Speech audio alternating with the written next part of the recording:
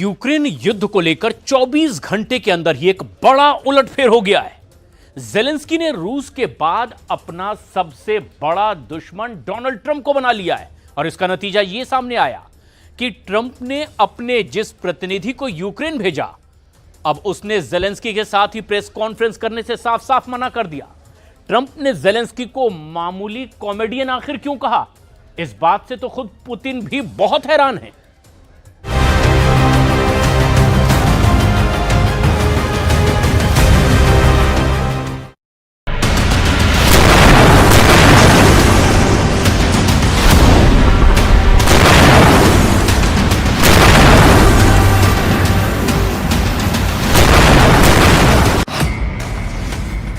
चौबीस घंटे के अंदर पलट गया यूक्रेन का युद्ध। 24 घंटे के अंदर पहले वोलोदिमीर जेलेंस्की पलटे और फिर डोनाल्ड ट्रंप ने लिया सबसे बड़ा यू टर्न।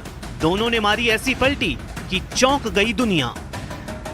24 घंटे के अंदर पुतिन से लड़ने के बजाय अब अमेरिका से लड़ने लगा यूक्रेन।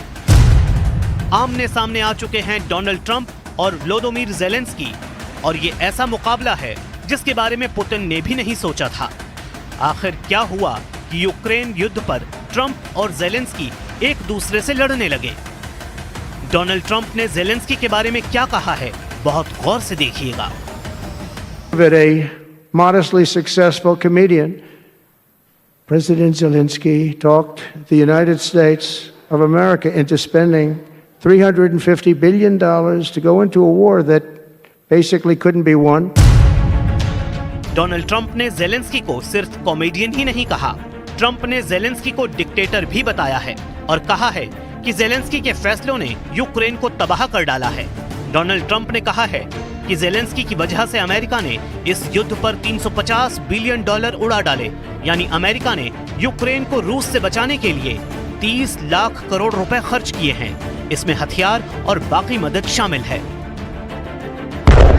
यूक्रेन युद्ध के पीछे ट्रंप ने सबसे बड़ी वजह जेलेंस्की को बताया है। उनको कॉमेडियन के साथ साथ चुनाव न कराने वाला तानाशाह भी बता दिया है, जो अगर नहीं हटा तो यूक्रेन बाकी नहीं रहेगा। A dictator without elections, Zelensky better move fast or he's not going to have a country left. Got to move fast because that war is going in the wrong direction. In the meantime, we're successfully negotiating an end to the war with Russia. Trump ने अपने एक resort में दिए गए बयान में Zelensky को तानाशाह कहा, और वो सब कुछ कहा जिसकी जेलेंस्की ने कभी उम्मीद ही नहीं की थी। यही वजह है कि अब यूक्रेन बनाम अमेरिका की टक्कर शुरू हो गई है, जबकि सच ये है कि यूक्रेन में पुतिन की सेना लगातार नए नए मोर्चे जीत रही है, यानी जेलेंस्की के सामने अब दो दुश्मन हैं।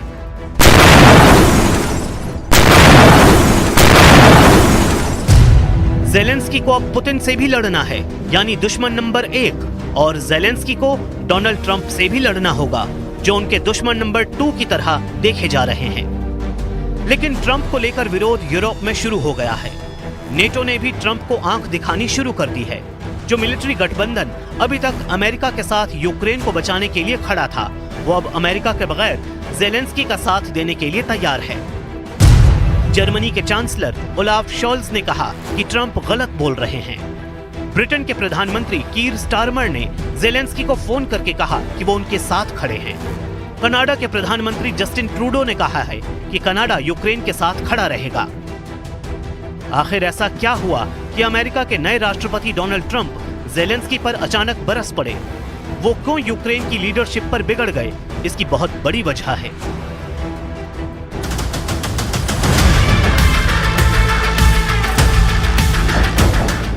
लेकिन वो समझने से पहले देखिए, यूक्रेन की राजधानी कीव पर जब पुतिन ने हमला किया तो कैसे जेलेंस्की का एयर डिफेंस सिस्टम एक्टिव हुआ।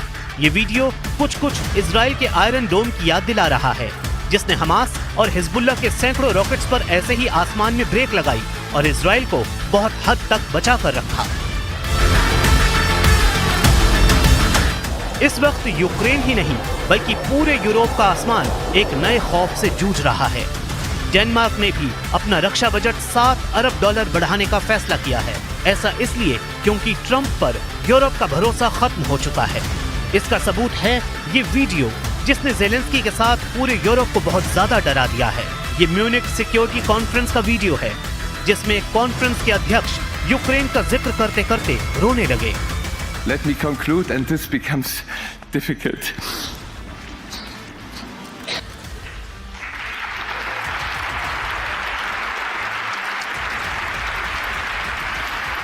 This conference started as a transatlantic conference. After the speech of Vice President Vance on Friday, we have to fear that our common value base is not that common anymore. I'm very grateful to all those European politicians that spoke out and reaffirmed the values and principles that they are defending. No one did this better than President Zelensky, who has been fighting for these values, democracy, freedom, rule of law, for the past 3 years. Munich security conference से आए इस video ने बहुत साफ संकेत दे दिए हैं। इस वीडियो में सिर्फ कॉन्फ्रेंस की अध्यक्षता करने वाले क्रिस्टोफ ह्यूजगेन नहीं रोए। युद्ध रोकने के लिए ट्रंप और पुतिन की एक तरफा मीटिंग ने नेटो को भी हिचकियां देनी शुरू कर दी हैं। सऊदी अरब में हुई मीटिंग को लेकर पुतिन भी काफी जोश में हैं। Без всякой предвзятости, без всяких осуждений того, что было сделано в прошлом. Во всяком случае, в двухсторонних контактах этого ничего не было, но настроены на совместную работу, открытые для совместной работы. पुतिन बता रहे हैं, अमेरिका अब बदल चुका है और बातचीत के नतीजों को लेकर पुतिन के इसी आत्मविश्वास ने यूरोप के 3 देशों की आंखों में आंसू वाले हालात पैदा कर दिए हैं। ऐसा इसलिए क्योंकि ट्रंप इस वक्त पुतिन के पाले में खड़े नजर आ रहे हैं, जबकि यूरोप को खतरा है कि यूक्रेन के बाद पुतिन का गुस्सा पूरे यूरोप पर बरसेगा और अब उनकी बारी आ चुकी है, जिससे बचना बहुत मुश्किल नजर आ रहा है।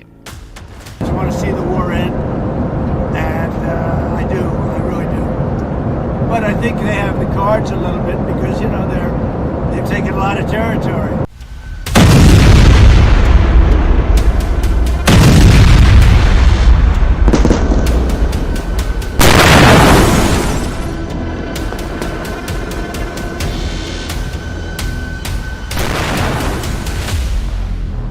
रूस का कब्जा बहुत गहराई तक हो चुका है। यही ट्रंप के लिए सबसे बड़ा सच बन चुका है और पुतिन के खतरनाक मोर्चों को देखकर अब उन्होंने युद्ध खत्म करने का अपना इरादा अटल रखा है। लेकिन इन सब के बीच पूरा यूरोप बुरी तरह फंस गया है। ऐसे में अब यूक्रेन को बचाने कौन आएगा?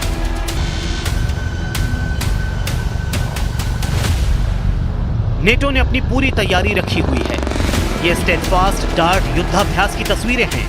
ग्रीस में नेटो की फौज बता रही है कि चाहे रूस हो या फिर कोई और दुश्मन, वो लड़ने के लिए तैयार है। ये युद्धाभ्यास बुल्गारिया और रोमानिया में भी हुआ है। 9 देशों से 10,000 से ज्यादा सैनिक इसमें शामिल हुए हैं। चौंकाने वाली बात है कि इसमें अमेरिका की सेना ने हिस्सा नहीं लिया। As we soon approach the anniversary of Russia's brutal invasion of Ukraine, we see today a revitalized and refocused NATO, training together in multiple nations to deter conflict and demonstrate our resolution. सवाल है कि NATO America के बिना कैसे लड़ेगा? क्या ये इसकी तैयारी हो रही है? क्योंकि ट्रंप तो अब जेलेंस्की को बचाने के मूड में बिल्कुल नहीं। वो इसलिए क्योंकि जेलेंस्की और ट्रंप की टक्कर अब दुश्मनी में बदलती हुई नजर आ रही है। दोनों में तकरार कैसे शुरू हुई, वो भी बहुत ध्यान से समझिए। जेलेंस्की ने डोनाल्ड ट्रंप को लेकर कहा कि वो फेक न्यूज से घिरे हुए हैं, गलत फहमी से जी रहे हैं। ऐसा उन्होंने ट्रंप को जवाब में कहा क्योंकि ट्रंप ने जेलेंस्की को लेकर दावा किया था कि यूक्रेन में जेलेंस्की की अप्रूवल रेटिंग गिरकर सिर्फ 4% रह गई है और अब वो यूक्रेन में भी पॉपुलर नहीं रहे। Раз вже говоримо про 4%, ми бачили цю дезінформацію, ми розуміємо, що вона йде від Росії, ми розуміємо це і у нас є докази, що ці цифри вони обговорюються між Америкою і Росією. हमास के सभी बड़े लीडर और मिलिट्री कमांडरों के सिर पर मौत नाच रही है। ट्रंप के वॉर प्लान से हमास बहुत ज्यादा डरा हुआ है और उसके तमाम कमांडरों में अब इस्माइल हानिया और याह्या सिनवार से भी ज्यादा भयानक मौत का खौफ फैल गया है। नेतन्याहू ने भी अब हमास पर काराबाख अटैक शुरू कर दिया है।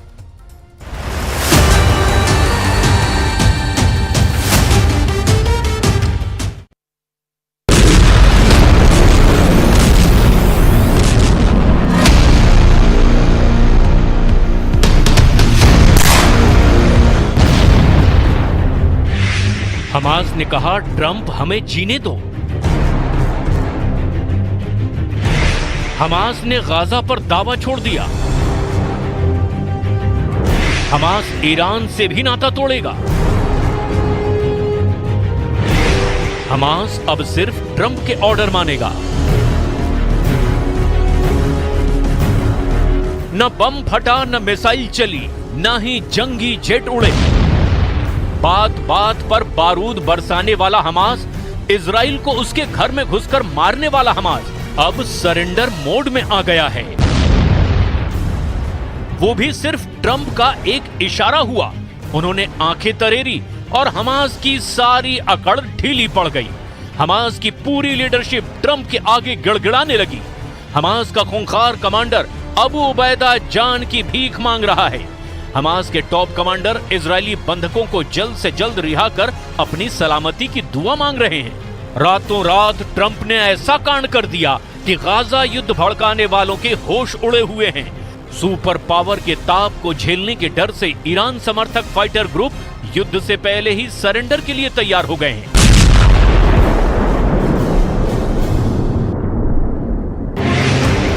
यूक्रेन में जेलेंस्की को झटका देने वाले ट्रंप ने खाड़ी युद्ध में एर्दोआन की सारी चाल काट दी है। ट्रंप ने सऊदी अरब के बनाए अरब अलायंस को युद्ध में दादागिरी जमाने का मौका ही नहीं दिया। प्रेसिडेंट ट्रंप ने इजराइल के लिए ईरान की एटमी प्लानिंग फेल कर दी है। ट्रंप की वजह से प्रेसिडेंट पुतिन ने गाजा पर स्टैंड चेंज कर लिया है। सुपर पावर अमेरिका जो चाहेगा गाजा में अब वही होना तय हो चुका है। अमेरिका चाहता है कि इजराइल को अब गाजा युद्ध में एक भी हमले की जरूरत न पड़े। ट्रंप चाहते हैं कि गाजा पर पूरी तरह से अमेरिका का कब्जा हो। ट्रंप चाहते हैं कि गाजा पर कंट्रोल के बाद उसका फिर से निर्माण किया जाए। ट्रंप की इस ख्वाहिश के दुश्मन बहुत सारे देश हैं।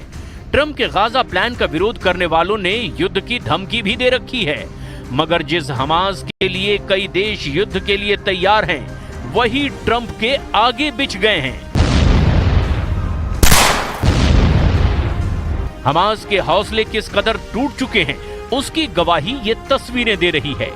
हमास इजरायली बंधकों की रिहाई तो कर ही रहा है, अब हमास लड़ाकों ने उन ताबूतों को भी इजराइल को सौंपना शुरू कर दिया है जिसमें बच्चों की डेड बॉडी 7 अक्टूबर के हमले के बाद रखी गई है। हमास ने इजरायली बंधकों में सबसे कम उम्र के 2 बच्चों के ताबूत इजराइल को सौंप दिए हैं। 7 अक्टूबर 2023 के हमले में हमास ने केफिर बिबास और उसके 4 साल के भाई एरियल को बंधक बनाया था। युद्ध के दौरान दोनों भाइयों की मौत हो गई। इन्हीं के ताबूत के साथ हमास फाइटर्स ने उनकी मां शीरी बिबास के ताबूत को इजराइल को सौंप दिया है। पीएम नेतन्याहू ने हमास के रुख में आए बदलाव की जानकारी पहले ही देश के नाम पैगाम देकर दी थी, जिसमें नेतन्याहू ने साफ कहा था कि इजराइल राक्षसों से युद्ध लड़ रहा है, लेकिन बहुत कुछ शॉकिंग होने वाला है। מחר יהיה יום מאוד קשה למדינת ישראל. יום מטלטל, יום של יגון. אנחנו מחזירים הביתה 4 מחטופינו האהובים, חללים. אנחנו מחבקים את המשפחות, והלב של אומה שלמה נקרא. הלב שלי נקרא, גם שלכם. וצריך שהלב של כל העולם יקרא. כי פה רואים מול מי יש לנו עסק, עם מה יש לנו עסק, עם איזה מפלצות.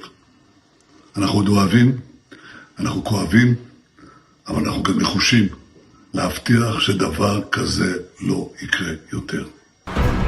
नेतन्याहू ने जिस शॉकिंग डे की बात कही वो 20 फरवरी की है, जिस दिन हमास ने गाजा को फिलिस्तीन के हवाले करने का ऐलान किया है। हमास लीडरशिप इस बात के लिए तैयार है कि गाजा में उसे कुछ नहीं चाहिए। फिलिस्तीन की गाजा पट्टी को हमास फिलिस्तीनी अथॉरिटी को सौंपने पर राजी है। फिलिस्तीनी अथॉरिटी अंतर्राष्ट्रीय स्तर पर मान्यता प्राप्त फिलिस्तीनी सरकार है। ये 1993 के ओस्लो समझौते के तहत आंशिक रूप से वेस्ट बैंक पर शासन करती है। वेस्ट बैंक और गाजा 2 फिलिस्तीनी क्षेत्र हैं जो प्रभावित फिलिस्तीन स्टेट बनाते हैं। गाजा पर लंबे समय से हमास शासन कर रहा है।